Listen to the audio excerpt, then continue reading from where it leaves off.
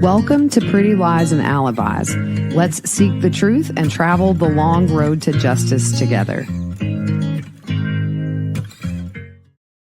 And even then for me, when I sat in Lori's trial last year, I sat through the whole trial with Chad. I was only there literally the last week when the defense rested.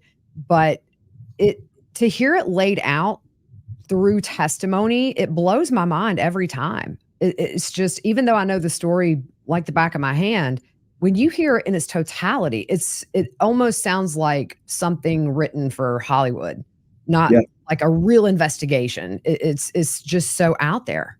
Yeah. And that's part of why we were so confused. Like, do people really believe this? It was like a bad dream and a bad game of Dungeons and Dragons, right?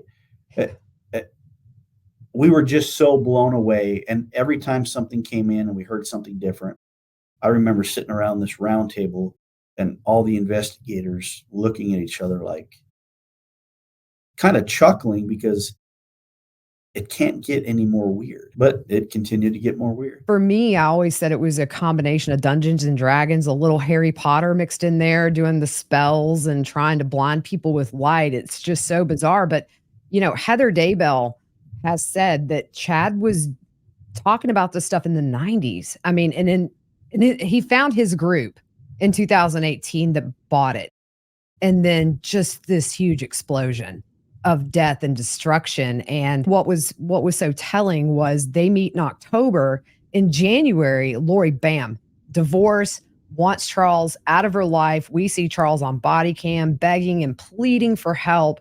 Everything that he said in that body cam video was eventually testified to on that stand. And it breaks my heart.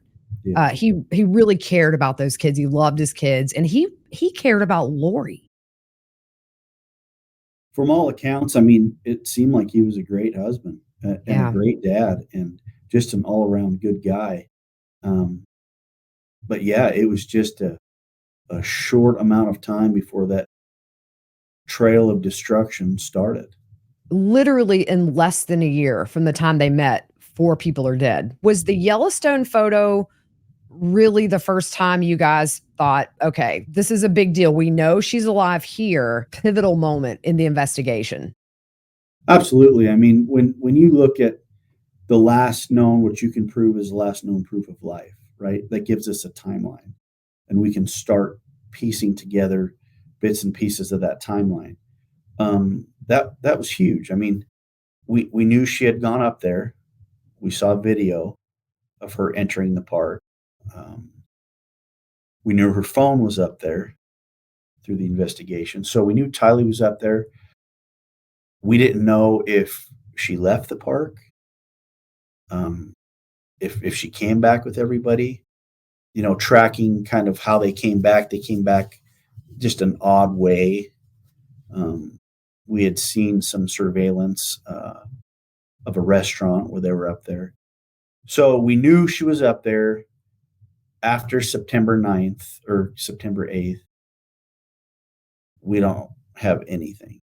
That was a huge part of putting together that timeline. And there was plans initially to do this massive search in Yellowstone. Yeah. I mean, it's so daunting to even think about. Before Lori's sentencing last year, I went to Yellowstone for a few days and then drove to Rexburg. And the whole drive back to Rexburg, I'm sitting here thinking, there are so many places they could have put these kids, and you guys would have never found them. And what would the future have looked like if that were the case? I mean, it's so curious to me why he chose his backyard when there's so many other places they could have disposed of those kids where you may have never found their bodies. Do you think in that case that could have totally changed where we are today if he hadn't have put them in his backyard? Yeah, I mean, who knows if we would have ever found them? Like you said, there's so much real estate and ground and places where you could probably bury somebody or put somebody in a geyser and you would never find them. And so that was the other thing is, trying to organize with Yellowstone, and we were going to get into the park early before it opened, to start that search. But luckily, we didn't have to, because that would have been just a massive undertaking of trying to find logistically how to get up there and where to search. And it would have been a nightmare. And not to mention just the wildlife in Yellowstone. I mean, it would have been a big undertaking with probably no results whatsoever. Yeah. You guys had the path they were going through Yellowstone, through the pings. Now, sometimes you don't have that cell service when you're going through there, but at least you know they didn't make any major deviations in the park. Yeah, we were able to see exactly what time and how far they went down certain roads. And so you have the time of those pings. And yeah, there was no real deviations, but at the same time, who knows what happened inside the truck. And it doesn't take long to just throw somebody out or throw them in a geyser. I mean, you didn't need a lot of time, right? And at that point, if she was off on the side of the road, like you said, there's animals up there that who knows what you would have found if you would have found anything. So Right. yeah, it was a huge concern. But that was a focal point for sure. How soon in the investigation did you guys get the ring cam video of JJ running between the two townhomes?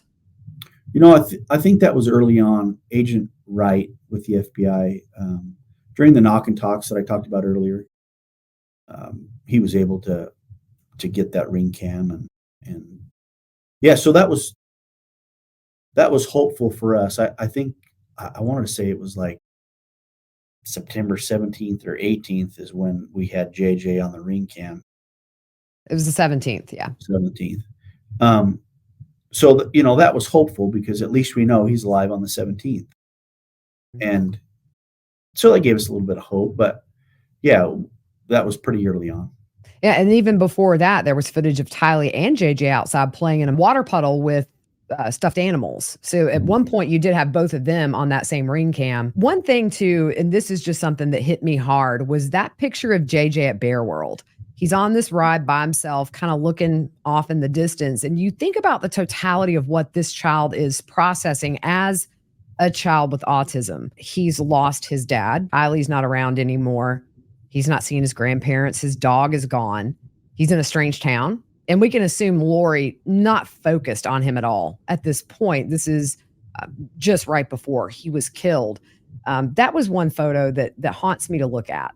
I just feel so bad for that little guy. Just with autistic kids, I've worked with them. I have a nephew who has autism, and change is hard. And you look at every aspect of his life was changed. It's just something that broke my heart. Yeah, and I don't think really anybody knows this. But when we were talking to teachers at the school, because we were trying to figure out when was the last time JJ was at school and seen. And so talking to teachers, he had a piece of paper that he was coloring, and he was drawing his family. And when it got to Lori, mom, he had blacked her face out with a crayon. And when the teacher asked him about it, he said, "My mom doesn't love me anymore." For a little boy to say that, he picked up on kind of how Lori was probably treating him. That to me broke my heart. Yeah, oh man, that gets you. And the one thing Kay has said in the past, Kay and Larry both, is that JJ adored his mom. He was a mama's boy. And to think what he felt, I mean, that is so telling. That one little picture tells a story. And then with Tylee, if you look at her Instagrams from years past, praises her mom. How lucky am I that this is my mother? It's just so haunting to see that stuff, because in the end what happens. So Chad and Lori go back to Hawaii. We get the search warrant out there, the order to produce the kids, which she doesn't. She's arrested, extradited back. Mhm. That around the time where it really started to hit you that maybe these kids aren't alive, if she's just not going to produce them at all? It hit me when I thought for sure, okay, if she has these kids, she's not going to sit in jail. She's going to produce these kids. She wants out of jail. When she didn't produce the kids, for the 5, and she had the 5 days, and then she was arrested and sat in jail. to me, I'm like, okay, these kids are probably dead. I remember Kay and Larry sitting there that whole day, and then time passed, and then we all, I think, kind of were, "Oh boy, this is not gonna end good." Things move on, COVID hits, stalls a lot of stuff, getting that grand jury impaneled to get Yeah. these murder charges, but in the meantime, Chad is still free. I mean, he's just out and about, and were you guys watching him closely while Lori's in jail and he's moved back to Rexburg? Yeah, I mean, we had surveillance on him. We would get tips on, well, Chad's over at Cafe Rio, or but we had surveillance on him. We also had so much other stuff going with behind the scenes and warrants, and there was so much stuff, Gigi, that just so much that all of our hands were kind of busy. And so when we had free time, yeah, we'd put surveillance. We weren't surveilling him the entire time, but quite a bit. You did talk about how often they spoke on the phone when she was in jail and he was out. I mean, I've heard from other people, the volume of calls is massive. Yeah. Yeah. Yeah, and that took up a lot of time, right? Because you're listening to these jail phone calls. They're talking 10, 12 times a day, multiple times a day for multiple hours, and you have to listen to each jail phone call for that, maybe that one little nugget or piece of information that we can plug into the puzzle. So you're listening to, Chad and Lori talk about how much they love each other and singing to each other and all this other goofy stuff that it's like seventh graders do on a phone call. That's exactly what I say. It's like middle schoolers. Yeah. It's horrible to hear them giggle. And what kind of songs was it, religious or was it I like mean, there was religious, there were, just 80 songs. They talk about different artists, but it was everything, everything under the sun that they could think about talking about, they talked about. that's crazy. I remember she sent him songs and just can't get enough. So I made a little photo where it's got him feeling like Mr. Roboto. And it's, yeah. So, okay, dancing videos. Did you see those that Lori sent Chad? I did. Oh, Yeah, I did. can I just tell you, I give my right arm to see those, but we'll see what comes out with the FOIA docs. Yeah. Yeah, Mm. I'm sure there's gonna be a lot that comes out with the FOIA. Oh, yeah. Now, Lori eventually is deemed incompetent, and we all kinda held our breath, and I was there fear amongst you guys that this could be a very long process, if ever, to get her to trial? Yeah, I mean, anytime somebody's deemed incompetent, you always have that in the back of your mind. There was always that fear, but there was so much still going on that it kinda kept us busy. We trusted that the courts were gonna do their thing and do it correctly, which they did, and we still had our stuff to do. So, it's in the back of your mind, but there's work to be done and a lot of work to be done. Continue with that, and it, kind of helped us not think about it as much. Before you found Tylee and JJ and before you guys got Tammy's autopsy results back, which took a long time, mainly due to the toxicology that they were running on her, was it ever a worry in your mind that maybe you don't get enough probable cause to arrest Chad? Um, yeah, I mean, that's always in your mind, and that's why you try to build a solid case to try to get there, right, with probable cause. And I thought, I guess I thought you hopefully I guess I hoped eventually we would get there. But when I did hear the results from the ME in Utah with Tammy, um, I was actually in Mexico and taking a phone call, but it was a good feeling, like we're moving in the right direction. And granted, this is just a small little piece, right? We still have so much to do, but it was a little bit of good news. Because with this case, it always seemed like we were hitting brick walls. Every time we turned around, it was a dead end and a dead end. And that kind of gets discouraging. So any little positive thing, we held on to it and just ran with it. To kind of turn the conversation for a second, I mean, sometimes you have to find humor in all this darkness that you're dealing with because it can take you. And I know For me, sometimes I'll put up a funny graphic that's at the expense of Chad or Lori. I know one, when he compared himself to Harry Potter, I made a little visual of him under the stairs, and one of the jokes with Alibars is his next book's gonna be Harry Potter and the Goblet of Loinfire. We just have to keep laughing.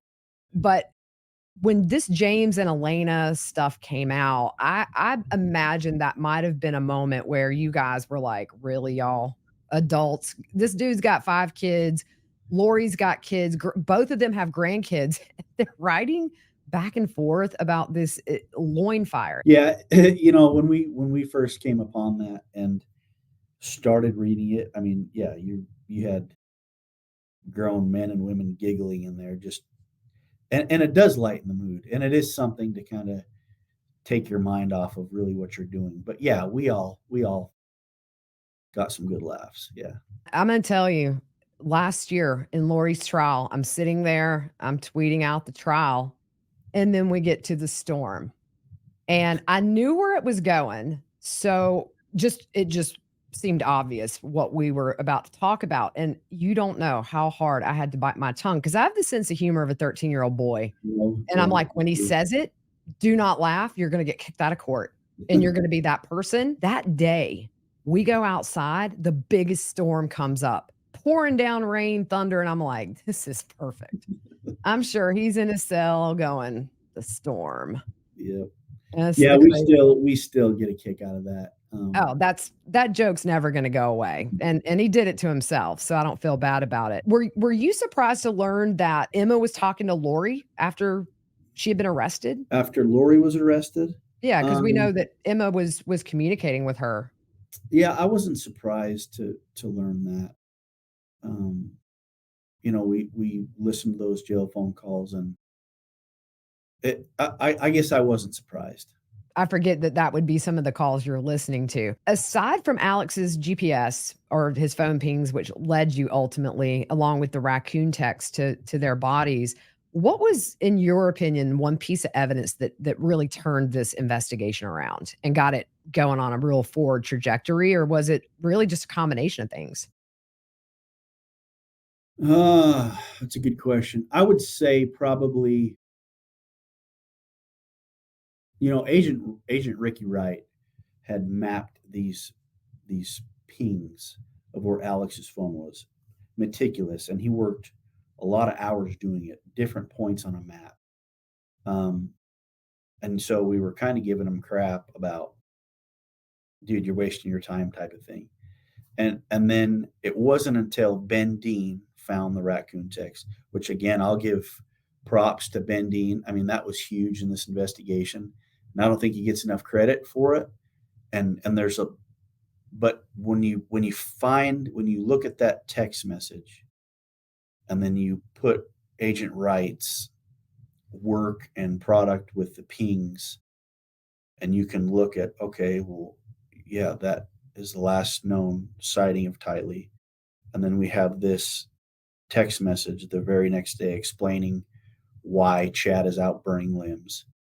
And then we have Alex in the backyard, right there in the backyard on that very day when Chad is saying he's burning limbs. I think once those started coming in, it was like, oh my gosh, you're kidding me. Like so it sparked us even more. Okay, let's start focusing on this. So I think for me, that was the biggest turning point in the investigation. Huge. And then at one point, you see that satellite photo overhead that clearly shows that burn area on the Yeah. property compared to a previous one. And then it has to start making sense. But was there just this sense of disbelief that there's no way he would be that brazen to put these 2 kids on his property? Did that sort of conflict in your mind?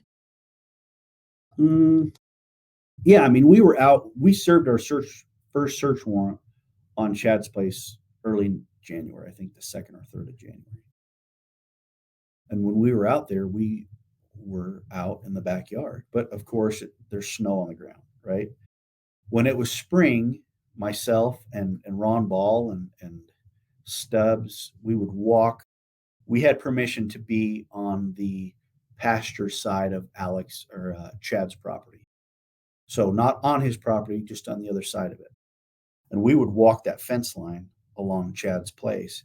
And Gigi, I remember standing there with Ron Ball and Stubbs on the other side of that fence right next to that tree, probably 10 feet from JJ. And we had no clue because of the vegetation. It was still early spring. But we were there trying to figure out, okay, where would Alex have been to try to take a shot at Tammy? Because we had his Google account and we saw he was Googling the Grendel drop from 300 yards to 100 yards. And so we're trying to go out. We were out in the pasture looking for casings. We were looking for anything we possibly could. But we stood there at that fence, and I'll remember this like it was yesterday, kind of leaned up against his fence, looking into Chad's property, and we were 10 feet from JJ, had no clue. Yeah, so once we ended up finding JJ there and we kind of remembered we were just there, it was kind of weird to think about that we were that close to him and we still didn't know. The decision was made to exhume Tammy's body. As we know, that was kept very on the down low for a million reasons. And then you're at the all agency meeting and you get a phone call. Alex Cox, the subject of a 911 call. And then you learn he's dead, which that was the moment where a lot of answers died. The one thing that's telling to me is that text between Chad and Lori. We're afraid they're going to use Alex to get to us, meaning law enforcement would use Alex, and it's disposable. Everybody in their life is disposable. And once everybody's gone and dead and out of the way, to me, that screamed, okay, we're done with him. He's a risk now. Give the patriarchal blessing and all that jazz. Did you guys ever go into Mexico to try to retrace his steps while he was there to see if you could figure out anything he got there? I know it was deemed natural, but still. No, we never went to Mexico. Without naming any names, are there other people you feel that are alive should be charged in this case? Yeah, there is one person that I feel should be charged. Are there any things that we didn't hear that would blow our minds? I mean, there's probably a lot that didn't come in for time's sake and because we didn't need it. But I'm sure once the FOIA docs are eventually out, yeah, there's going to be things that probably blow people's minds. Yeah, I just don't want to say too much because of the pending investigations down in Arizona. But once those documents come out, I'm sure there's going to be things that catch people's attention. Yeah, we'll see. This is the case that keeps on going. So it might be a while before that. But kind of back to Tammy, was there a real worry with the length of time it took with the autopsy that there was going to be nothing there that would lead to a murder charge? Yeah, I mean, anytime you embalm somebody and bury them and then have to exhume them, you're always worried if there was evidence lost. So I think that was a concern in the back of people's minds. So once you guys get the phone pings and you get that text message, well, you were walking the fence, but was there any kind of investigation of the property done? We wanted to do it right, and so we were trying to build that probable cause affidavit to get us onto the property for the search warrant. And so, yeah, when we'd walk the perimeter, I don't think when we were walking the perimeter we had the text message or the pings. We were just kind of on the other side of the fence looking in to see kind of where he would be hiding or just anything. But yeah, we didn't get on that property until June 9th. So the morning of the search warrant, just in your gut, did you think this was going to be the day we would all find out where the kids were? That's a good question. We had a brief before that, the night before, with everybody involved. And I remember talking to Ron Ball outside the car. Everybody had left. It was just Ron and I. And we were like, where do we go from here if we don't get anything? Because all the evidence that we had thus far had pointed us there, right? So I remember talking to him about, what's next? And, you try to think positive and think that we're going to get something. And then the next morning we go to the residence and you're trying to think positive and hoping that we're in the right spot. Now, when you served the search warrant to Chad, you said he sat in his recliner and read the search warrant. When you walked in that house, did he seem shocked? Did he seem surprised, nervous, or was he just stoic? Well, we woke him up. And so Oh, when we knocked on the door, his son Mark answered the door and said, "My dad's asleep." We let Mark know we had a search warrant for the property. We needed to talk to Chad. He said he's upstairs. So we went up there and woke him up and, allowed him to get dressed. He came downstairs, talked to his attorney on the phone. He went into the living room. He sat down. He was served the search warrant, and he's reading the search warrant. And I remember telling Ron, I'll back up. Before we serve that search warrant, we're going to really know if we're in the right spot based on his expression, because it talks in the search warrant about searching the property, the residence, just everything. It lays it out that we're going to be digging, right? So I'm watching Chad read this search warrant, and he's kind of reading through it. And I'm looking for, color change in his face. His carotid arteries start beating faster. Is he getting antsy? He sat there like nothing. Just read the warrant, was joking with his kids a little bit about whether they're going to stay or go. And I looked over at Ron and I was just instantly discouraged. Like, they're not here. They're look at him.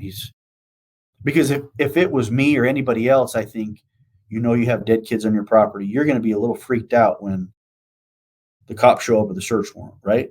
yeah. And he wasn't, and we were instantly discouraged.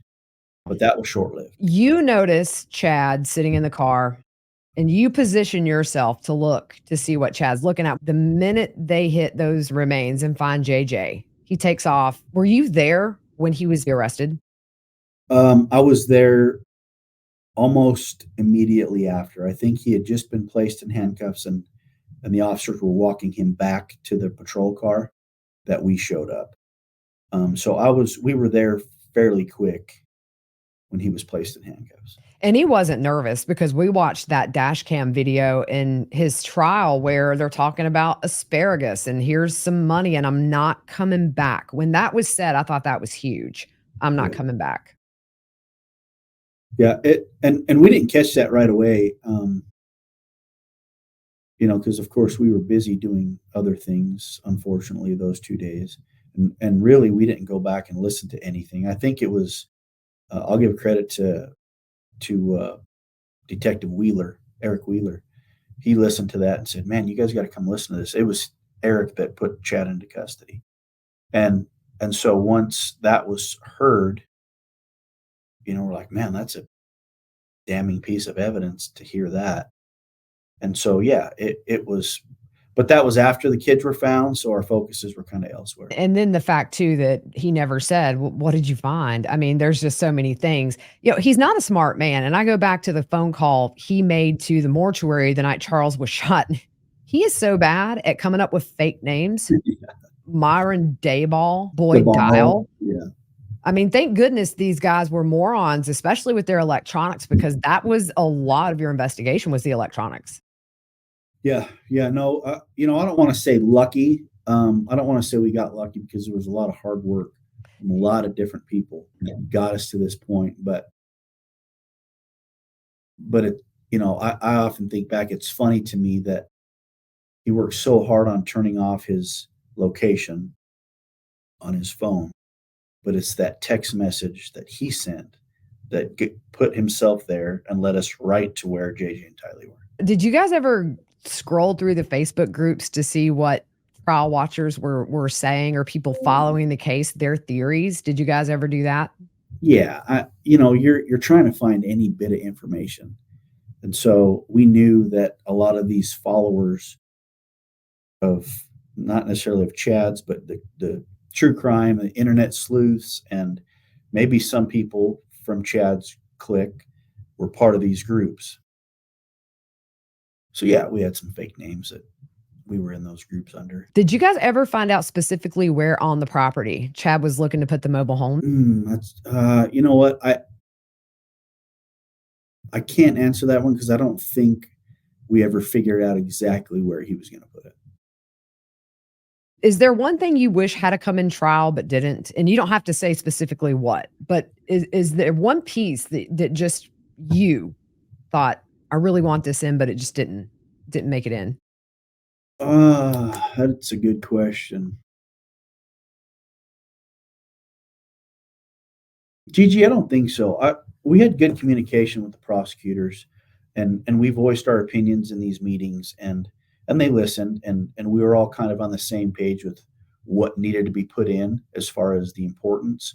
So I think we got everything in that was important to us. And sitting through Lori's whole trial last year, I love watching juries and just seeing the reaction in a case like this that is so convoluted. The prosecution in both trials did a beautiful job of really condensing that. And what was interesting to me throughout the course of the first few weeks, especially as everybody's sort of figuring out who's who and how they fit in here, is those moments of realization.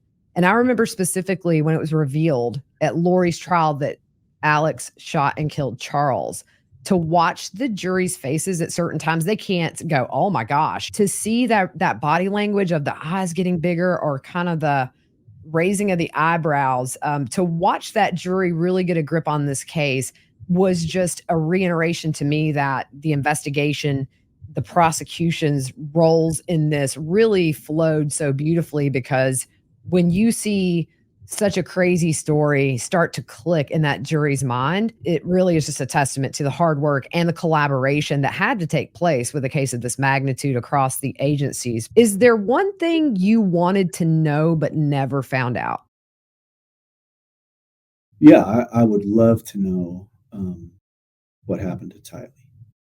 Yeah. Well, I would love to know that. But yeah, unfortunately, we're never gonna know. So the last question I have for you was Melanie Gibb the only person that said Tammy was suspicious of Lori and Chad? No. Okay.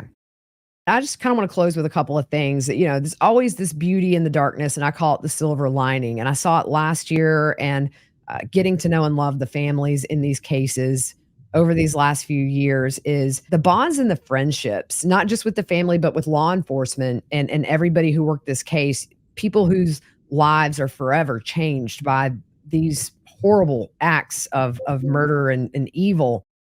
There's this collective family from all sides. You have Kay and Larry who love and adore Matt and Heather Daybell. You have this photo of all sides of these families celebrating at a lunch after Chad's guilty verdict. And I think that that is a testament to people having a shared trauma, but in their own ways, but still coming together because you could have everybody warring with each other. And it just wasn't the case. I mean, these families really, for the most part, banded together and had that common cause of justice, and everybody lost so much. I want to read to you just a couple of statements from family that were given to me in comments when I posted that we were going to do this. Vicky Hoban, who Tammy Daybell's aunt, said, Yeah. "I will forever be grateful for him." Speaking of you, so many work tirelessly, experience things no one should ever have to, and then sit with it nearly 5 years for our loved ones. When I say we will never forget, I mean it with my whole heart. Their families that supported them, law enforcement, FBI, the prosecutors, and all that walked through this with us, I'm sure will have a special place in heaven. We love them. And then Crescia Easton, who is JJ's aunt, Kay's daughter. Kay and Larry are taking some time off right now, but I know firsthand how much they love all y'all. But Crescia said, "I've had so many questions for Ray Hermosillo over the years, and many more times I just wanted to let him know how grateful I am for his dedication to ensuring that Chad and Lori were held accountable and that the victims got their justice in this case. Oftentimes, I just felt the pain in his eyes was so intense, and I hated that he had to bear it at all. No one should ever have to witness the things he did and other law enforcement officers had to endure. So if there's anything I would like for you to say to Ray Hermosillo, please tell him how grateful I am for his service in this case. He's truly a hero in my heart." And she put the hashtag love always wins. Every single one of you are so loved and respected in the true crime world of everybody who's followed this case. We've seen it on your faces, the toll it's taken on you, but It's a new day. There's justice, and we'll see what the future brings. But in the meantime, I hope you have some relaxing plans this summer. Yeah, I'm gonna enjoy enjoy the sunshine and hopefully find my way back to Mexico for a couple weeks and enjoy the beach and the ocean down there. Well deserved. Somebody wanted me to ask, how much can you bench press? I haven't really maxed out for quite a while. My highest was 395. So, like, essentially Chad and Lori. You can just Yeah, bench press maybe. both of them. There you Yeah, go. yeah. Awesome. Well, I appreciate you doing this. It's given me a lot of new insight. I know my listeners are excited to hear this. All you guys deserve to have some peace and quiet, and I hope you never have to even come close to something like this again in your career. Thanks, Gigi. And if I could add just one thing, I wanted to give credit to everybody. It wasn't just me. I know I'm kind of the face of the police department side of it. But there were so many people that worked tirelessly and hard and time away from their families, and everybody I think that was in the backyard that day kind of left a piece of their soul in the backyard. So yeah, I want to give a shout out to those guys too, because some of them aren't getting the credit they deserve, and I want to make sure that yeah, everybody knows it was a huge team family effort. Oh, we know it. Well, thank you so much for coming on. It's just been a pleasure talking to you. I just wish you a lot of peaceful days ahead. Thank you, Gigi. Thanks for having me on.